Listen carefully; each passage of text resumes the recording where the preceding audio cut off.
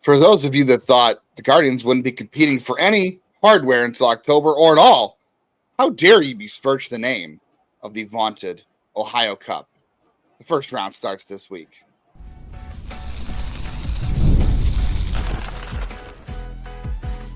You are Locked On Guardians, your daily podcast on the Cleveland Guardians.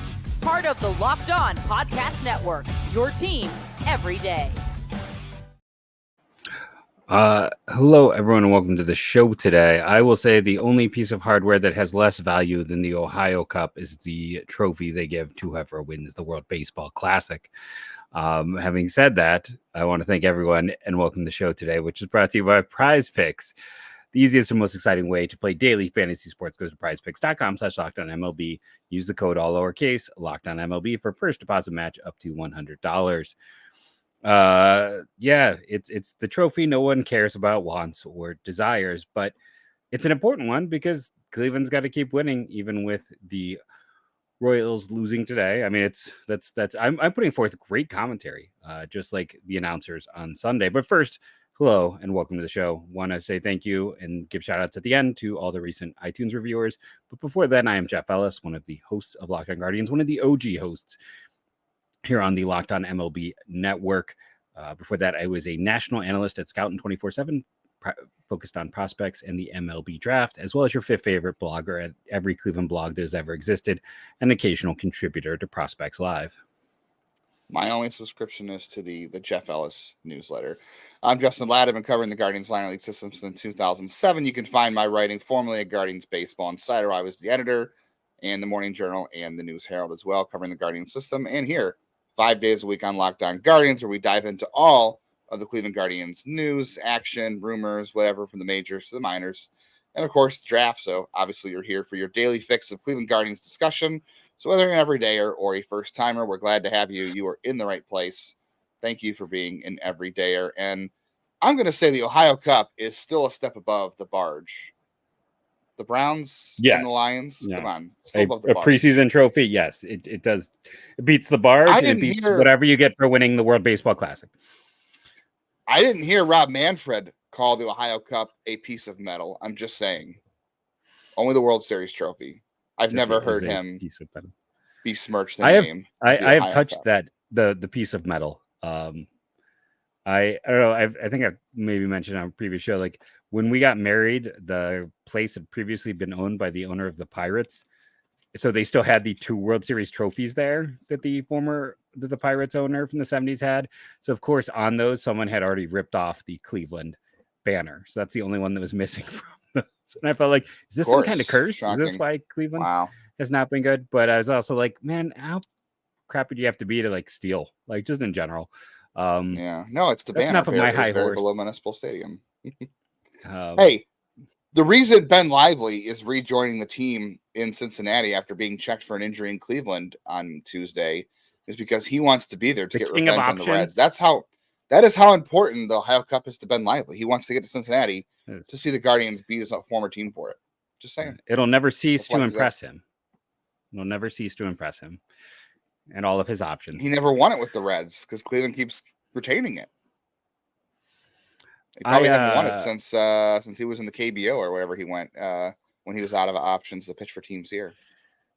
I'm just, as I told our everydayer, Zev, hopefully I always get it wrong. Zeev. Yeah. I think he said it. As I told our everydayer Zeev, I was like, I'm hoping it is just an overabundance of patience, or patience, not patience, of overabundance of caution. Yeah, because they cannot afford to lose him right now. Let's be honest. No, the way it's already not great. He's going. Yeah, it's already not good. Gavin Williams is not ready to come back, and Gavin Williams is not even pitching on Ben Lively's day, so that's another issue. They'd have to rework things. But yeah, he went to Cleveland on Sunday to get checked for an injury. At first, there were people who claimed that that they saw a write-up that it was an arm injury, and then it came back that it was just an injury, and Cleveland's not disclosing what it is. And then they said he was experienced just stiffness in general after the long inning, which was part of the reason they declined to bring him back out after only at what was it, 55 or 65 pitches. So something low. Who knows? But in theory, they can get away with this right now because, they were off Monday, they're off this Thursday, and they're off the coming up Monday. So they technically don't need a fifth starter for the next next three series, or two, I guess I should say. Because when they come back home against the Mariners, they will need a fifth starter, but they can push it back for a little bit. So hopefully he'll be okay and they don't have to worry about that.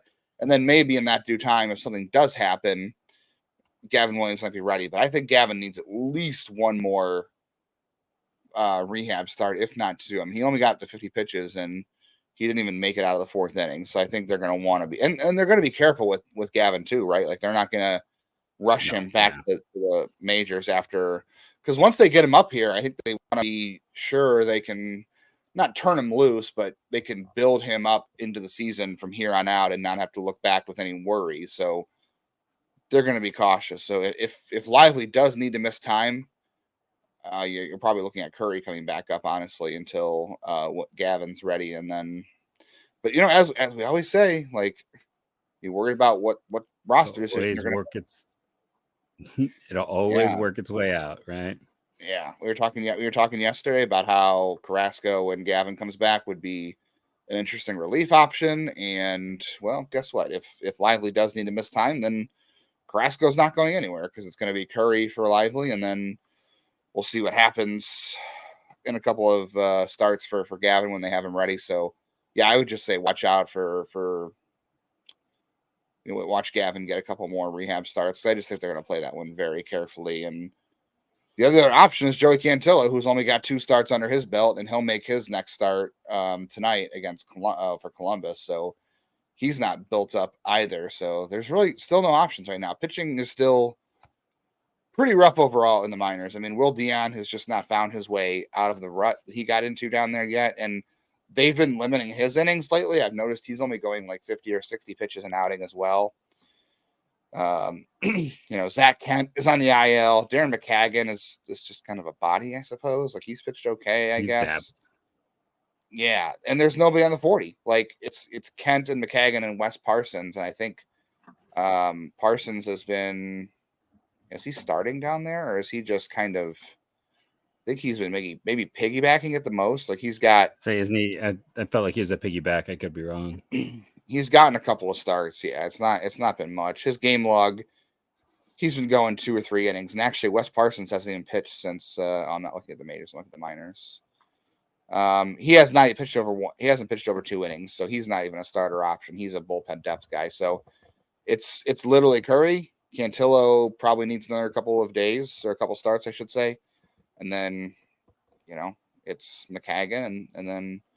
Yeah, so in the meantime, just hope that Lively's okay. Not just because they don't have depth, but because he's been one of their better pitchers. He's been utterly reliable, which, again, we didn't think we'd say at the start of the year. So who would have thought, Jeff, on June 11th, we'd be talking about Ben Lively, one of the starters in this team they can't afford to lose. And McCagan and just Wes Parsons. There's a whole bunch of names I did not expect to ever talk about. But yeah, no, it's he has been their number 2 pitcher this year, and they really need him. And I know we're all sitting here like, okay, hopefully this is just caution and he'll be fine. And because they can't, and I do want to point out one of our listeners, and I can't remember off the top of my head, point out a good thing. It's like we've been joking about the fact that they'll get. I've been making jokes about getting a draft pick back. It's like he's still got multiple years of team control. Like this could be the find of the century because he was let go by the Reds. It's not just about a guy, who's, here for 1 year as a rental. It's like they actually have multiple years of control. If he has figured it out, if he's going to be a solid starter, he's going to be here for years. Yeah, I mean, even the FIP is 387 right now. The ERA, so he's still in 55 innings. If you look on Fangraphs for a minimum 50 innings pitched for starters, he is 13th in ERA at 2.59. Obviously, FIP, it's a little bit higher, but he's a top 50 pitcher in the league by FIP right now through 50 innings. So, yeah, he's been incredibly valuable for them. I mean, ever since he's come back, he's a guy that starts every 5th day, and I think it's hard to really understand how it's happening because, again, like we had one of our commenters here just saying, like, talk about things that you can't quantify. And it is very hard to quantify how Ben Lively has turned things around with Cleveland. There's been, very minimal data tweaks, mechanical tweaks to look at that you say, oh, well, that's why he's doing better. There's just really not a lot of explanation. Like, it's a few more sinkers, some less four-seamers, not walking guys. He's had good extension, but they seem to be able to help him maximize that extension and even like get more out of it. Like, that seems to be his only superpower. Right zones with it. Yeah, and if you pitch to the right zones with that can help. I mean, extension does help. So if you have good command and you have extension that helps your stuff play up, and if you can throw the stuff that plays well, I mean, it's like tunneling, right? Like, if you can tunnel that stuff to the right part of the zone, you can keep hitters guessing despite having underwhelming stuff overall. So the numbers bear out that he is a pretty reliable, like, I don't want to say 3, maybe 4 starter. And I think, like, for the last decade, we've been pretty spoiled in Cleveland with what the rotation looks like.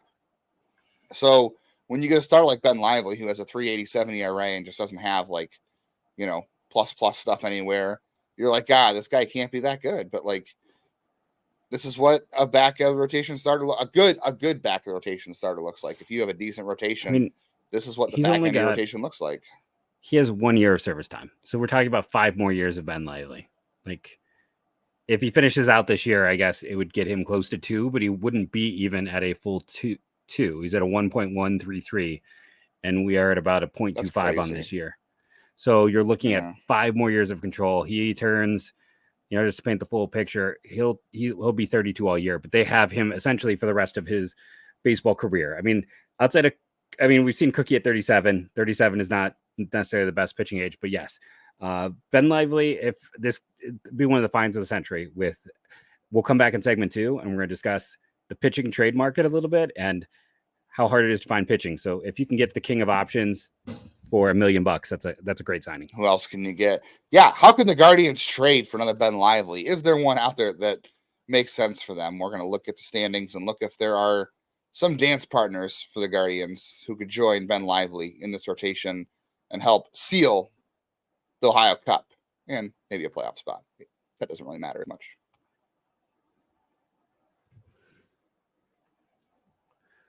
But first, let's talk about Ibotta. It is a free app that gives you the most cash back every time you shop on hundreds of items, from grocery stores to beauty supplies to toys, so you can make sure you're beating inflation no matter what you're purchasing. The average Ibotta user earns $256 per year. Think about everything you can do with $256. How many tickets can you go buy? A lot. That could cover the cost of an entire shopping trip, the flight you've been eyeing, or a fancy dinner you're craving. Other apps give you points that don't amount to much. With Ibotta, just add your offers in the app, upload your receipt, and you can get real cash that you can cash out to your bank account, PayPal, or in gift card format.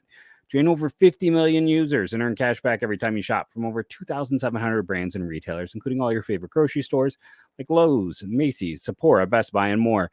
Right now, Ibotta is offering our listeners $5 just for trying the app by using the code LOCKEDONMLB when you register.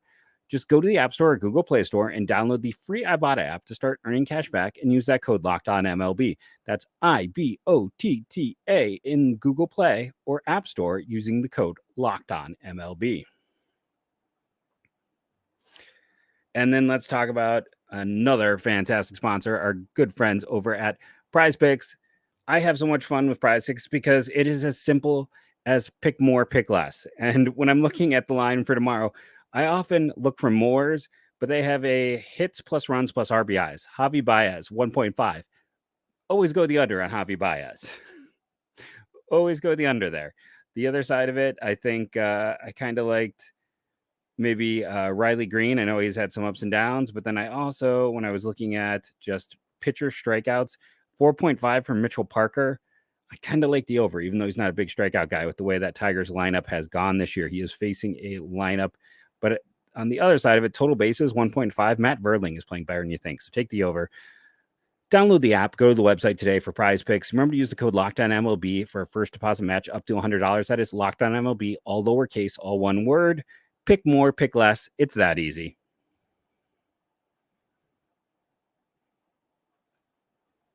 pick the over when it comes to wins in the Ohio Cup for the Guardians in 2024. And this series gets started tonight, and you can catch all the action this week in the Ohio Cup on your SiriusXM app. Just search Guardians to find it. Real quick, I wanted to look at some on-pace stats here, and I wanted to see if this would surprise you at all, because I just came across these. I was just kind of looking around. Jose Ramirez, on pace, and this is percentage of games played. This is not per 162, so this is based off of how many games they've played already.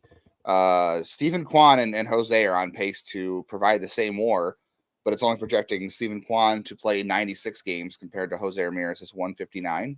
So that's amazing, right? That he's gonna have the same WAR as Jose Ramirez and 100 less games almost, or I'm sorry, 60 less games.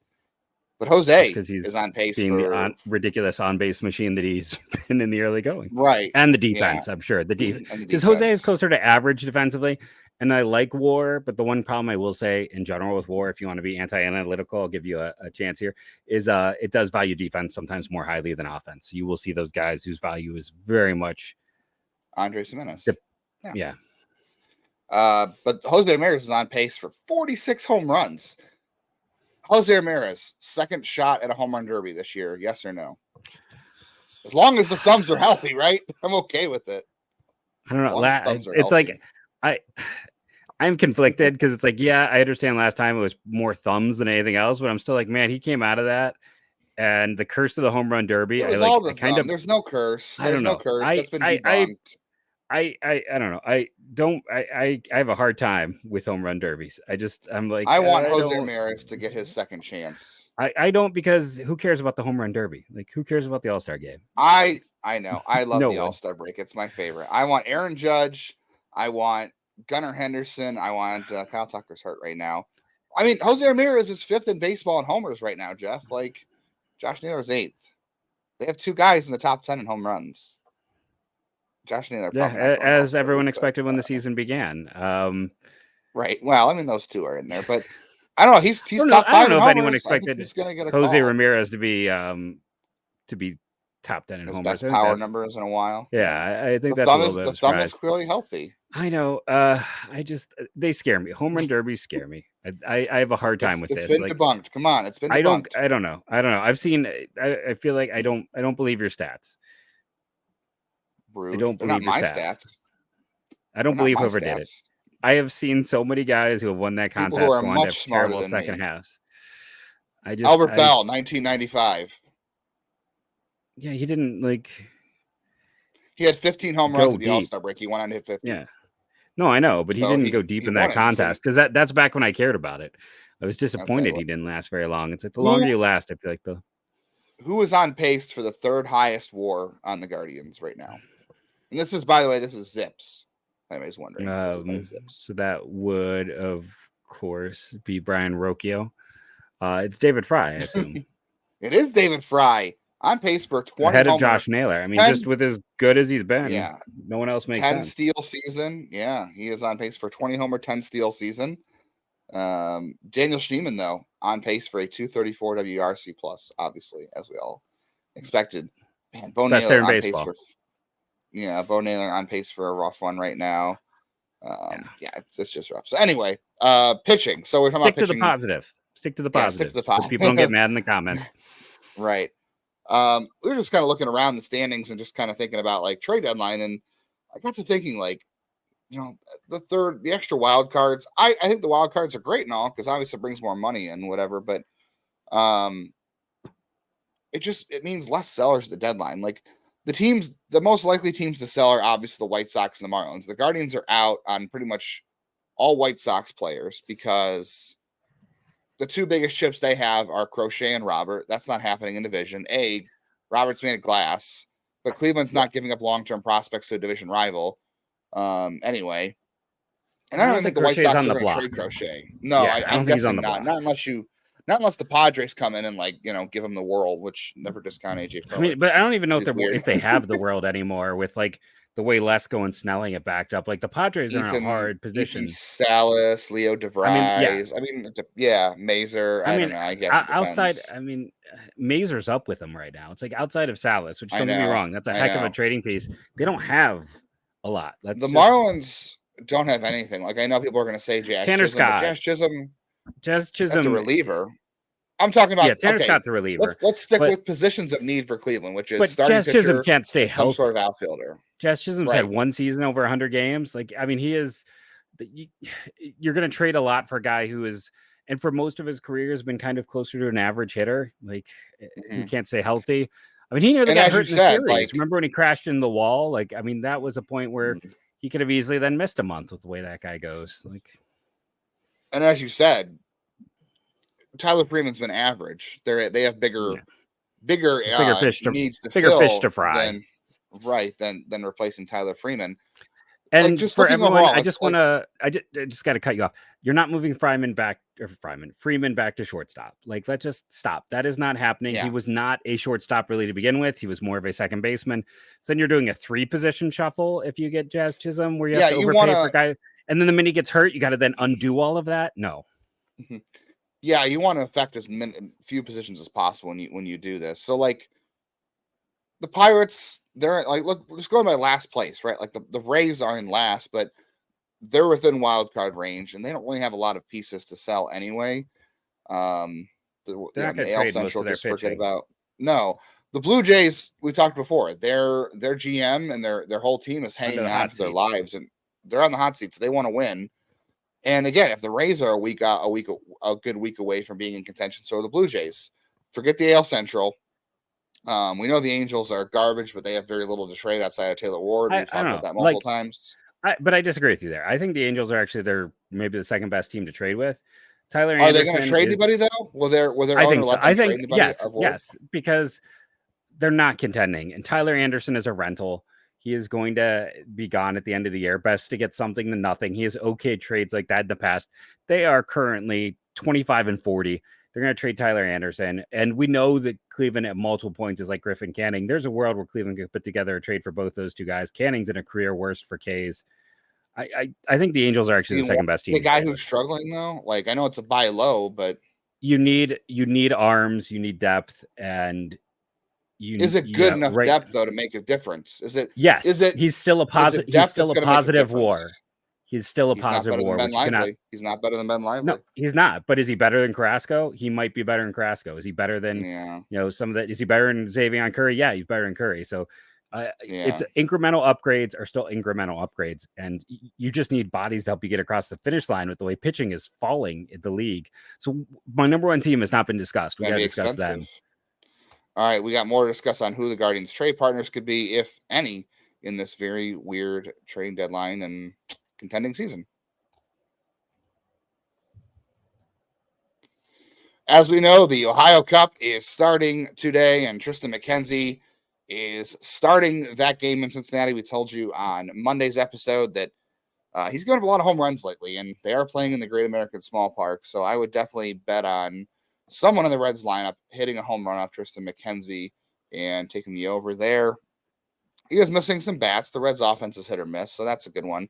And they are facing Brent Suter. Brent Suter does not miss a lot of bats. I would take the under on strikeouts there because he doesn't miss a lot of bats, and the Guardians don't strike out. So that's one you could really easily do. And, of course, summertime means baseball, means the Ohio Cup, and it means the NBA Finals, which I guess is, a little step up from the Ohio Cup, not much, and more. You can bet it all on FanDuel. Right now, new customers get 200 bonus bets with any winning $5 bet.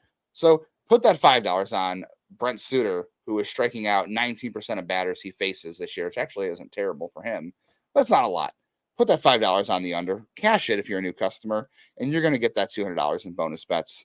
You can use that to bet on everything from the Finals MVP, the Ohio Cup MVP. No, I don't know if you can do the Ohio Cup MVP, maybe. And who's going to hit one out of the park off Tristan McKenzie or Brent Suter this week?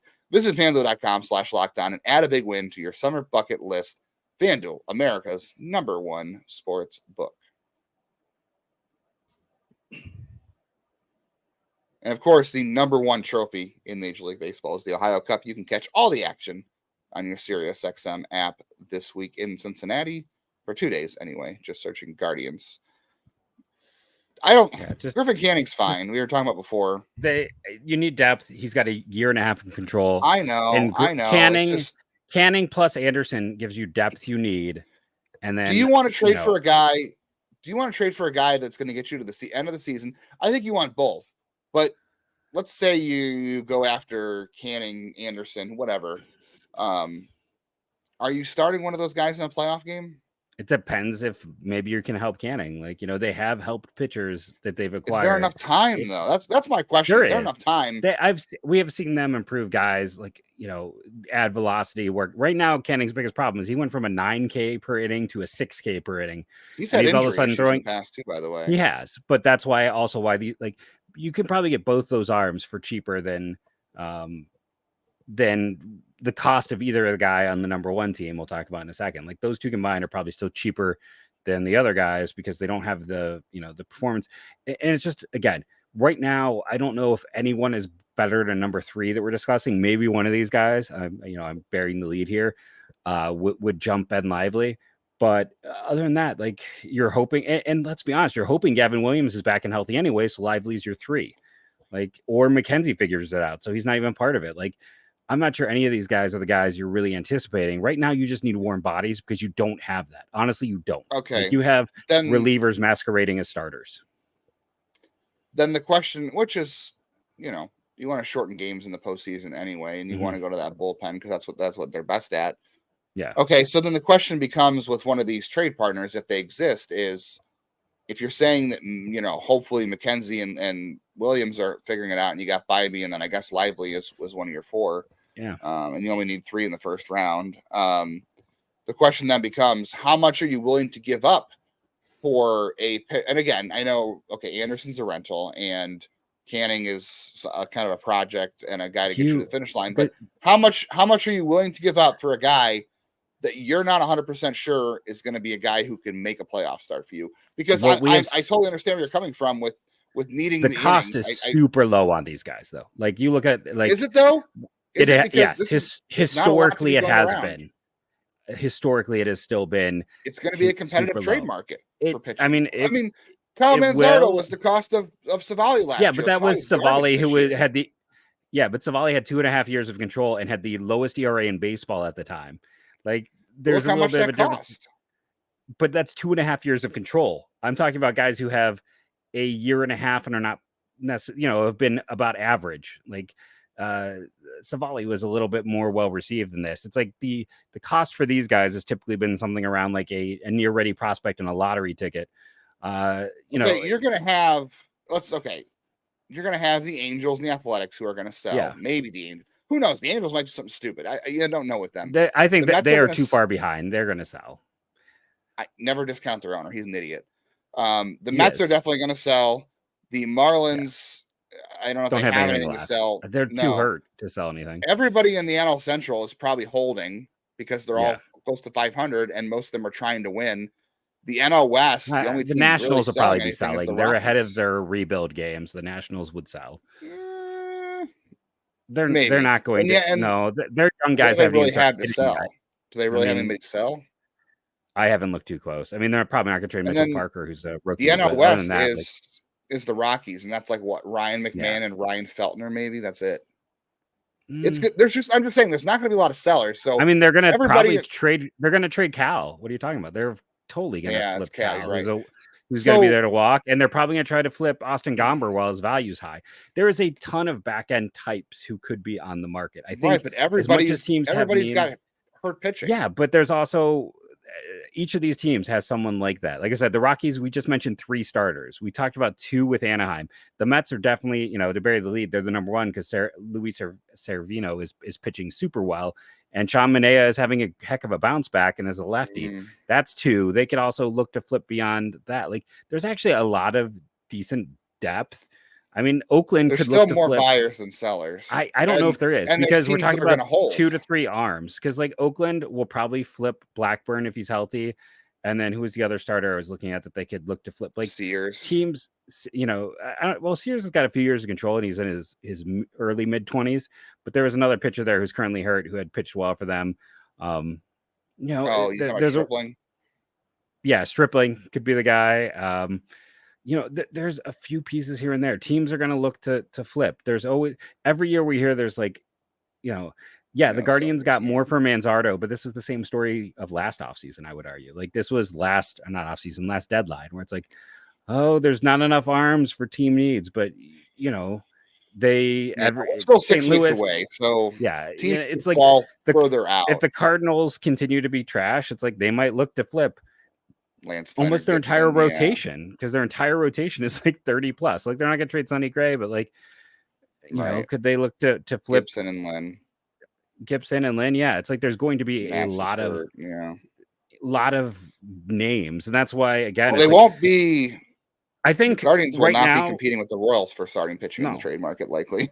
Who, by the way, lost on Tuesday or Monday. I think one of the big things here too, honestly, is like one of Valera or Noel likely is part of these trades, because I think likely they trade. They're out of options, and I think we've seen, like, I remember when why am I blanking on the closer who used to be with Kansas City, who went to the Padres, Trevor Rosenthal. Like Trevor Rosenthal was traded specifically to San Diego because San Diego wanted to give up 2 prospects who had to be added to the 40-man at the end of the season. Like they knew how that worked. And, you know, teams will sometimes intentionally target 40-man guys because you can maybe get a little more value because the team feels the crunch. And especially because a lot of people are asking about Noel. And I'll admit, yeah, he's brought down his K rate. He still has big power. But Josh Naylor is here for at least the rest of this season. We'll see after that, because he is only, you know, a year from free agency after that. Manzardo is here for the next 6 years. He is their first baseman. They're not moving on from him. Noel, you know, Kafis, maybe he can play the outfield, maybe he can't. He's an interesting prospect. He's playing well. Ralphie is probably first base all the way at this point, and he's playing very well. Noel is in a squeeze. He is a first baseman. He is not an outfielder at the next level, as well as he's playing. They've just got nowhere to put him. Yeah, Juan Brito randomly played first base on Sunday. I missed that. Not a bad option for him. He's hitting really well in AAA too, by the way. He's really bounced back. But again, this is another situation where, okay, then you're moving Jimenez to short, and Burrito's not really a first base option this year unless something happens to Naylor. Like we were just talking off air about, like, you know, is he hurt? Is that part of why there's some issues going on? I know he's gotten a little unlucky lately too, but the strikeout rate and the chase rate are still pretty he's rough. Also, but I don't know.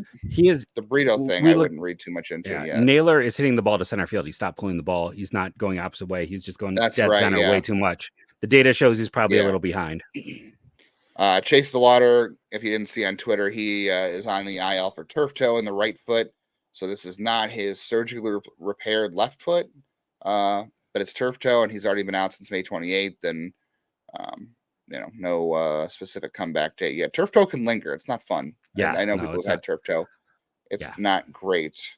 Hey, Charlie Condon, good for him. He hit a home run in his last at bat as a college player as Georgia lost on Monday.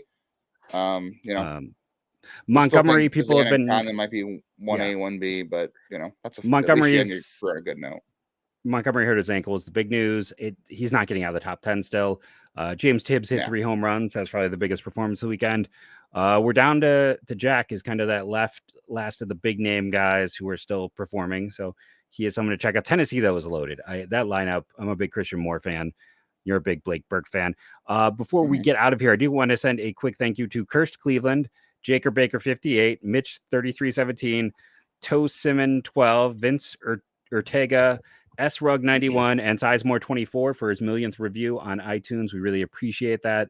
Everyone running out to do that for us. That is just so kind of you, and we appreciate the fantastic members of the Locked On Guardians team, all of our everydayers. I'm sure even though I gotta admit, I think Jacob Baker's one who says he does not listen every day. So I appreciate the honesty there. We'll still take it. If you want to also say happy anniversary to my wife, just gonna throw that in there. Yes. No, of course. 1 anniversary. But thank you all for joining us, rating and reviewing.